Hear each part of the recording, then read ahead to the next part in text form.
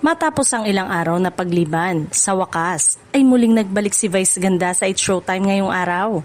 Mainit at masayang sinalubong ang Angkabogable star ng kanyang mga kapwa-host, staff at live audience na kitang-kitang pananabik sa kanyang pagbabalik sa programa.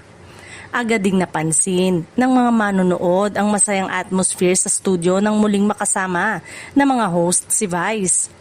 Hindi nawala ang kanyang pagiging palabiro at ang natural na chemistry nila ng buong It's Showtime family, dahilan upang maging mas masigla ang takbo ng programa. Sa social media, mabilis ding nagtrending ang pagbabalik ni Vice Ganda. Maraming netizen ang nagpahayag ng kanilang kasiyahan at nagsabing mas kumpleto at mas masayang It's Showtime kapag naroon siya. Bumuhos din ang mga mensahe ng pagbati at pagsuporta mula sa kanyang mga tagahanga. Ayon sa ilang viewers, malaking bagay si Vice Ganda sa tagumpay ng noontime show dahil sa kanyang mabilis na pagpapatawa, pagiging totoo sa sarili at kakayanang magbigay ng inspirasyon habang nagbibigay aliw.